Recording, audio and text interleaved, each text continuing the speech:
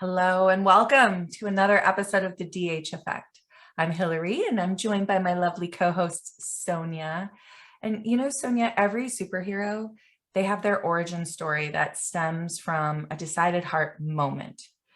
And most of the times these stories, they're born from trauma that has then been turned into service.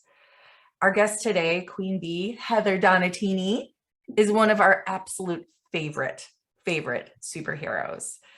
After losing her 3-day-old little girl, Corinne, and later her 4.5-year-old son, Jarren, to a rare form of pediatric cancer, instead of turning in and shutting out the rest of the world, she and her husband founded the BumbleBee Foundation, which is this nonprofit organization that supports pediatric cancer families.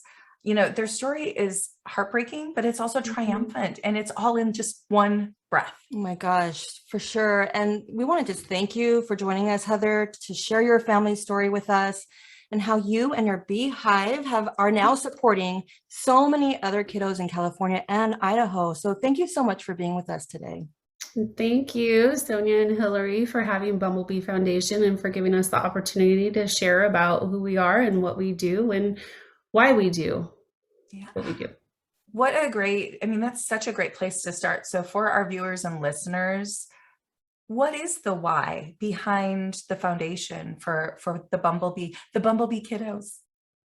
The why was inspired by our son, Jarren, who just before his 3rd birthday was diagnosed with a rare form of liver cancer called hepatoblastoma, a 1 in a million diagnosis, as you had mentioned, a rare diagnosis. And Jarren fought for 18 months before ultimately taking his last breath at age 4.5.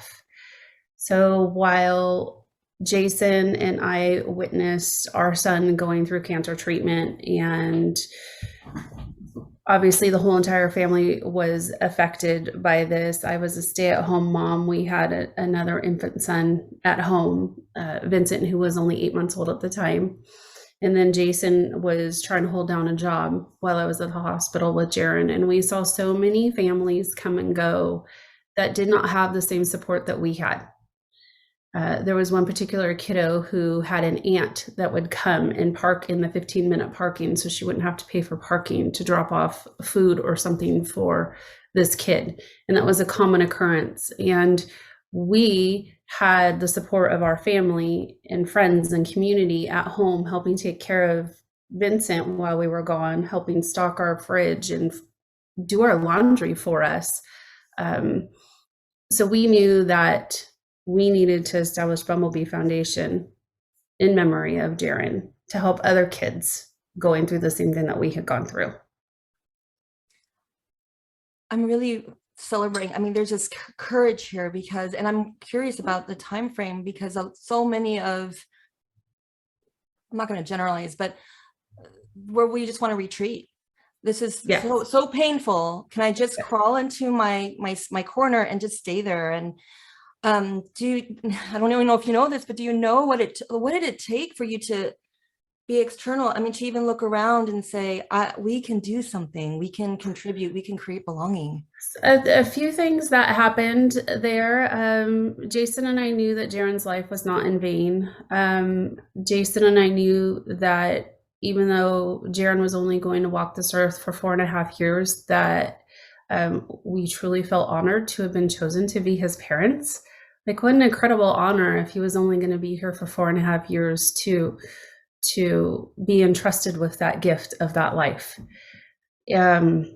We did retreat for a little bit after he passed because obviously it was one of the deepest, darkest moments in our lives. And our family of 4, now family of 3, had been separated constantly for the last 18 months while Jarren was fighting. And so the 3 of us took a trip. We went away for about a month. And while we were gone, reconnecting now as a family of 3 and deciding what our next steps were going to be and what we were going to do. We were followed constantly by bumblebees, just random sightings. We were in Hawaii and we would be in the ocean, in the middle of the ocean, and a bumblebee would float by. We were in the little kiddie pool at the place that we were staying. for no joke, 8 hours at least, Vincent was in the water and there was a bee on the side. And, you know, people walking around barefoot and people think bee, oh my gosh, get it away. Splashed it with water, it wouldn't move. The bumblebee stayed the whole entire time. The second we got out of the pool to go back, the bumblebee flew away. And then later that evening, Hillary's heard this story before, but I'm already crying because I love you so much. Sorry, go ahead. So later that evening, Jason put on Transformers for Vincent because Transformers was one of Jarren's favorites, and he loved Bumblebee. And if you're not familiar with Transformers, he's one of the Autobots who are the good guys. And there's a scene in the movie where the leader of the Autobots, Optimus Prime, is introducing the Autobots to the main character, Sam, and he turns and he says, you already know your guardian Bumblebee. And I've never experienced time standing still until that moment when we'd watched a movie that we had watched probably no less than 100 times. Jason and I both. It resonated, it rang like through the place that we were staying. And we both said, that's it. It's BumbleBee Foundation. That is the name of the organization. And that is what we are going to be doing. And then when we returned home from our trip, you know, we needed a logo, and not everything is always positive when associated with bees. They're sweet but they also sting, you know, kind of like life. It has its moments where it's so sweet, but it's also so hard. So we wanted kind of a whimsical, child-friendly logo, and we were trying to figure out what we were going to do. And I was going through some of Jarren's things, and I came across something that he had done when he was 2 in a Mommy and Me class, where I literally had traced his hands that became the wings of our logo. So Jarren actually created our logo. So everything truly was meant to be. And, you know, if you dig a little bit deeper about bee behavior, you know, I think from a superficial level, you think of these individual bees going out to work, you know, and you see them as individual bees.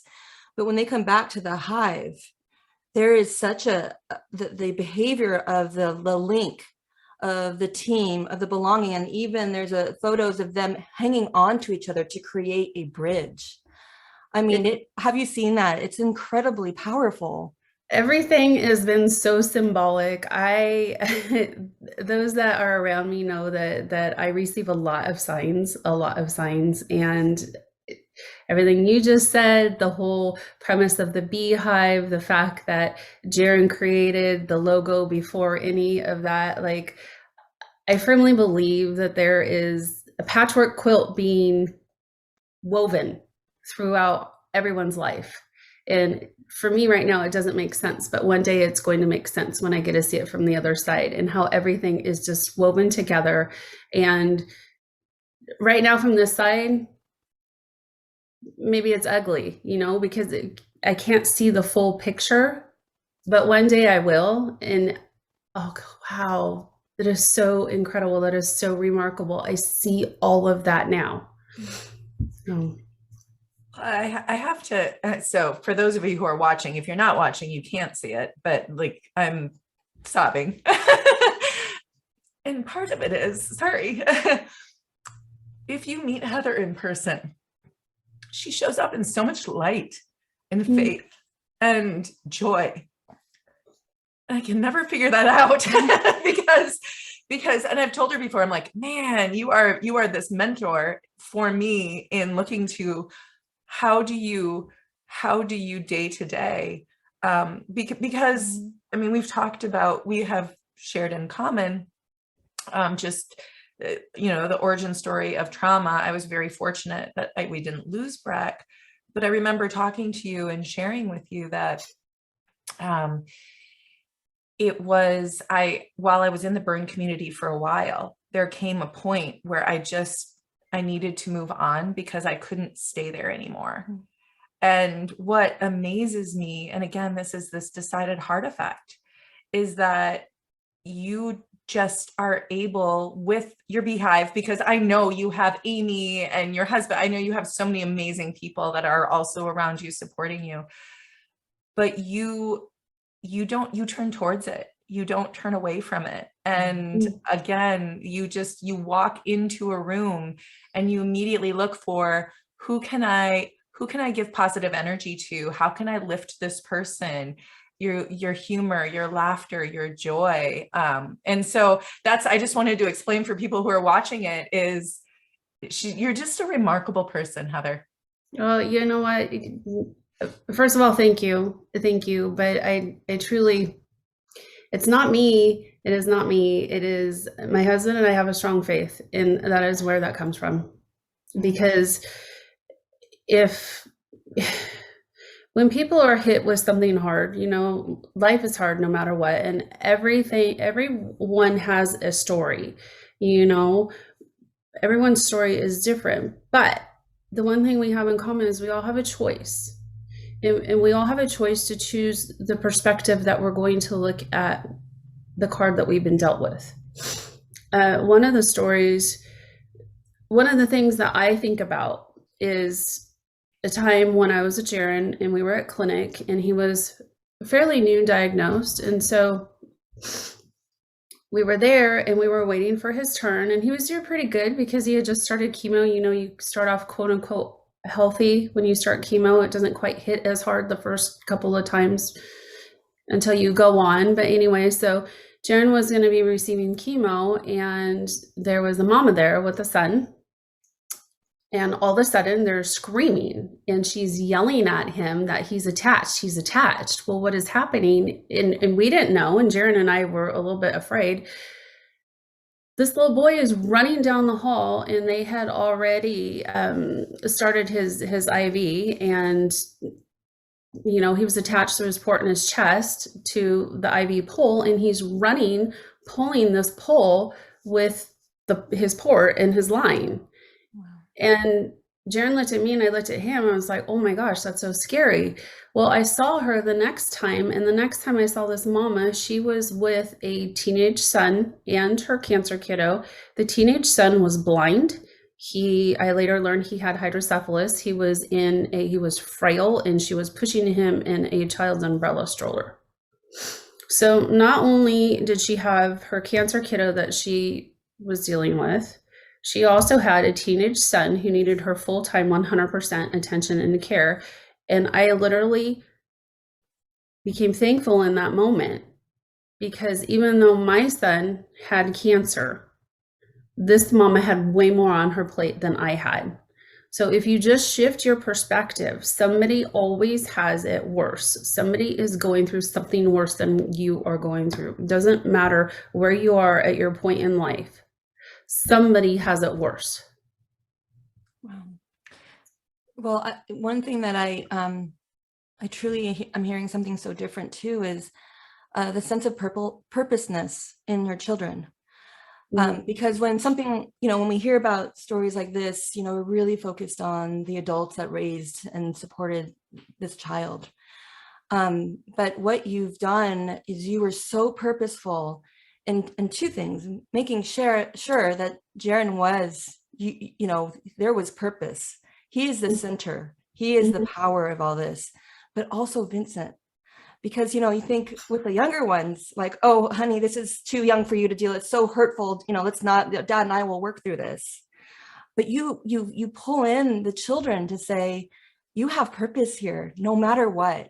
And and I know on a daily basis, you highlight the families and the children and the sense of gift that they bring.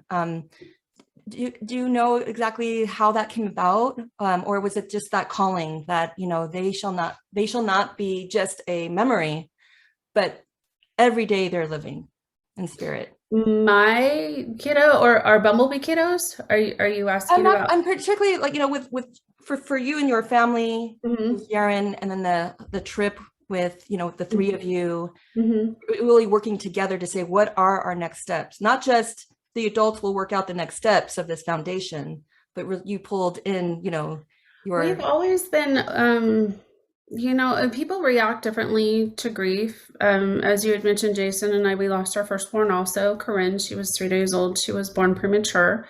I feel like Corinne kind of paved the way for what was to come. she kind of set me back on a path that Jason and I needed to be on for our marriage. We had waited quite a long time to start a family, and then we had infertility issues, and then we had Corinne and lost Corinne. So we were not at a good point in our marriage, but I feel like Corinne really helped us turn the course and shift focus to be prepared for what was to come with Jarren. Jason and I have been always very open and honest about our journey, because I feel like if somebody else could learn from what we've been through, then it should be shared. We talk about Jarren and Corinne with Vincent and now Natalia. Natalia is another one of the gifts to come out of what we've endured. In fact, it was so sweet. I went to a parent-teacher conference yesterday with Natalia, and she had done something on her paper, and she had four little insects. All my kiddos are insects. So Corinne was my ladybug, Jarren obviously was my bee, Vincent is my dragonfly, and Natalia is my butterfly. And the whole metamorphosis and pushing through the cocoon, like everything's symbolic about a butterfly. That's my Natalia. And on her paper, she had all four insects, all four kiddos. She has a brother here, and she knows that she's got a brother and sister waiting for her. So we talk about it all the time. Others choose not to. It's too painful. And I get that.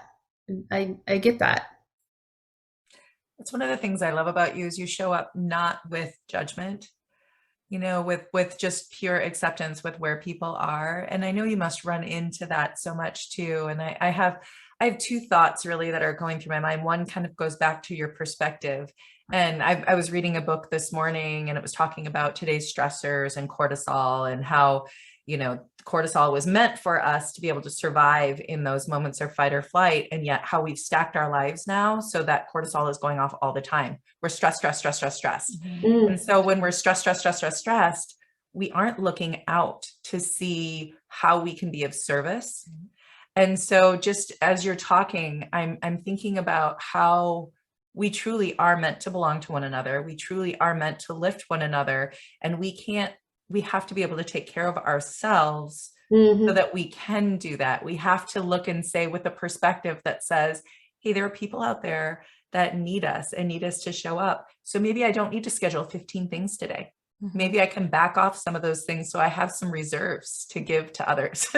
a chance to just be, honestly, a chance to just be. Jarren reminded me, I'm type A person, and everything usually has a place, and there's an order and all of that good stuff that comes along with the type A personality.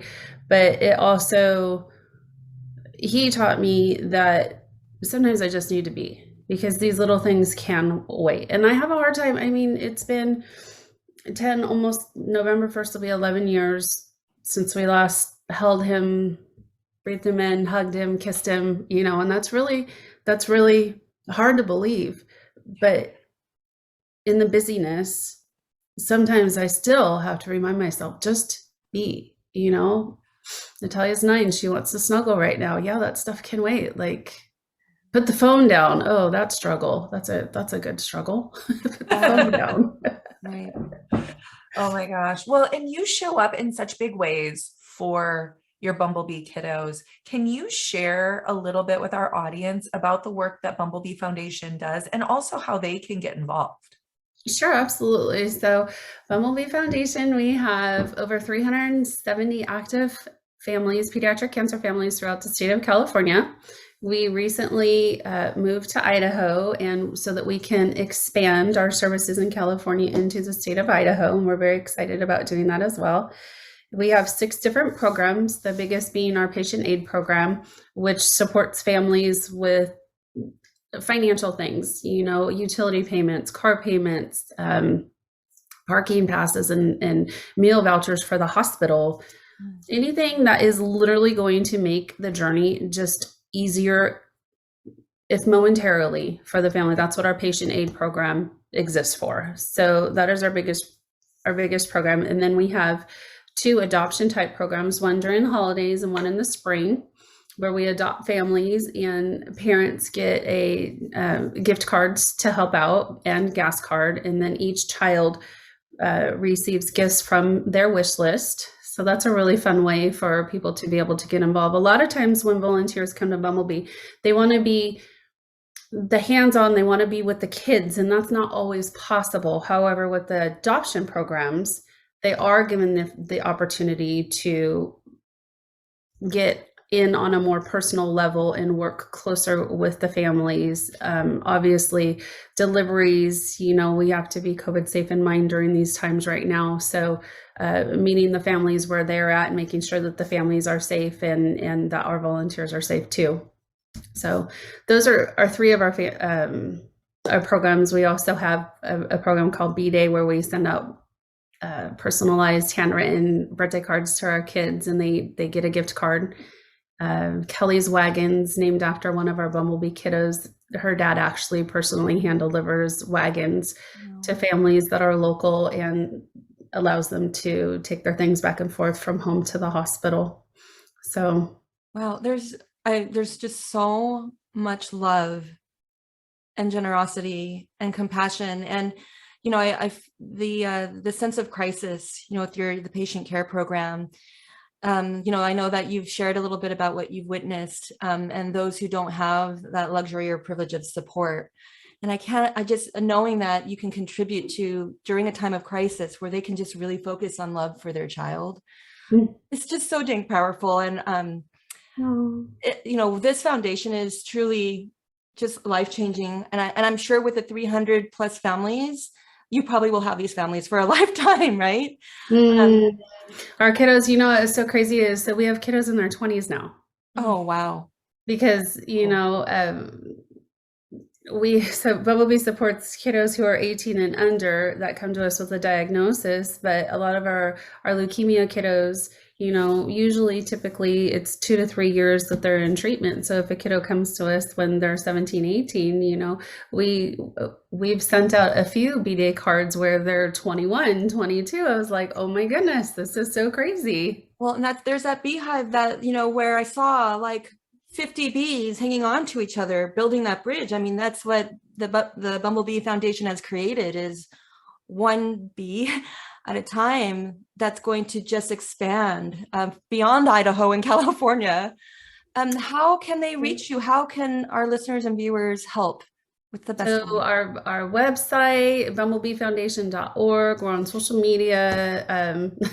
The TikTok thing's a little bit brand new for I'm loving it. I'm loving it. That up to the high school intern, but Twitter, Instagram, Facebook, they can find us at Bumblebee Foundation there. The other thing that I wanted to stress too is that we say, and Sonia, you keep alluding to the bridge, which is so true. That is there's such strength in numbers, but we say that it takes a village to raise a child. It takes a beehive to raise a child with cancer.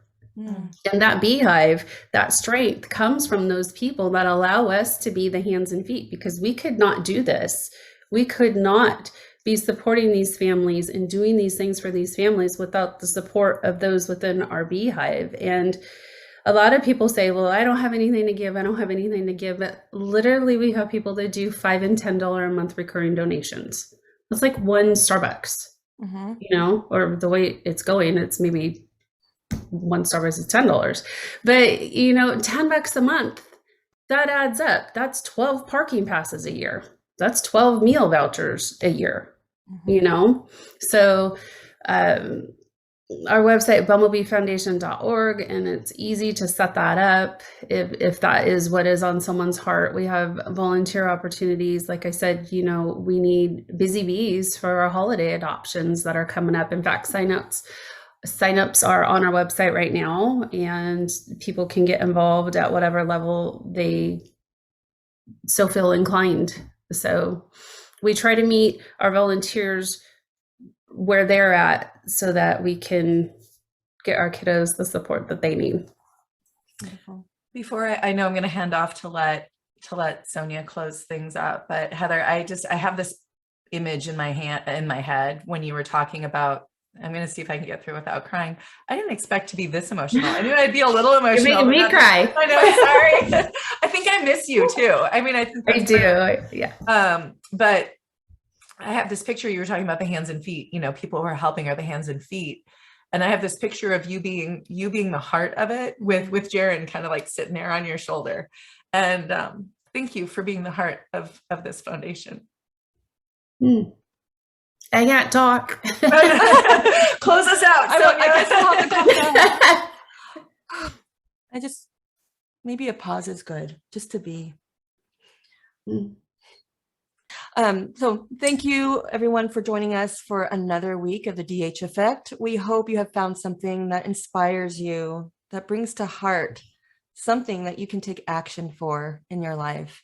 And perhaps it's maybe just reaching out to the BumbleBee Foundation. Check out our website at thedheffect.com to see our brand new store, social media links, and all the links to our podcast.